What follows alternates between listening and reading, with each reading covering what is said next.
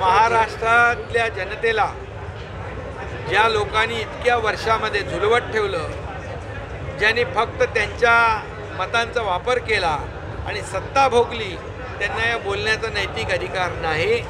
आमचं काम आणि त्यांचं काम तुलना करा। आम्ही केलेल्या योजना, त्यांनी केलेल्या योजना, त्यांनी घेतलेले निर्णय, आम्ही घेतलेले निर्णय तुलना करा आणि मग बोला। त्यामुळे महाराष्ट्रातली जनता सुज्ञ आहे, महाराष्ट्रातली जनता समजदार आहे। त्यांना माहीत आहे की कुणाचं सरकार सर्वसामान्यांसाठी निर्णय घेते। त्यामुळे मी आपल्याला सांगतो, महायुती मोठ्या मताधिक्याने बहुमताने विजयी होईल। येणारच आहे असं अमित शहा नवी मुंबईत म्हणाले।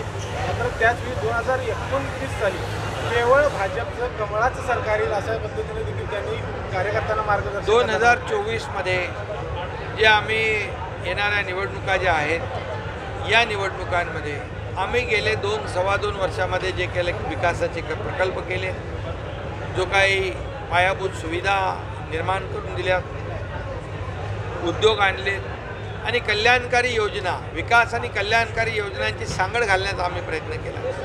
आणि म्हणून याची पोचपावती या महाराष्ट्रातली जनता, माझ्या लाडक्या बहिणी असतील, लाडके भाऊ असतील, लाडके शेतकरी असतील, लाडके ज्येष्ठ असतील, हे सर्वजण येत्या या निवडणुकीमध्ये त्याच्या कामाची पोचपावती आमच्या देतील आणि महायुती प्रचंड मताधिक्याने बहुमताने या ठिकाणी पुन्हा सत्तेत येईल।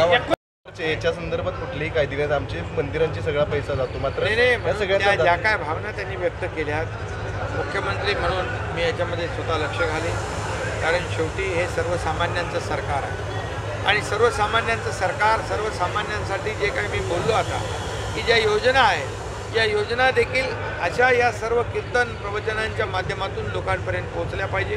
शासन आपल्या दारी अशा प्रकारचं जे काही लाभार्थी 5 कोटीपेक्षा जास्त झाले, आज ज्या योजना आम्ही केलेल्या आहेत, मुख्यमंत्री लाडकी बहीण असेल, युवा प्रशिक्षण, शेतकऱ्यांची योजना, ज्या योजना सगळ्या आहेत, या योजना देखील लोकांपर्यंत पोहोचल्या पाहिजे आणि अशा कार्यक्रमाच्या माध्यमातून त्या पोचणार आणि लाभार्थ्यांना लाभ मिळेल। वोट जिहासारखा एक मुद्दा फडणवीसांनी देखील उपस्थित केला आणि काही वक्त्यांनी देखील त्या संदर्भात वक्तव्य केली। या संदर्भात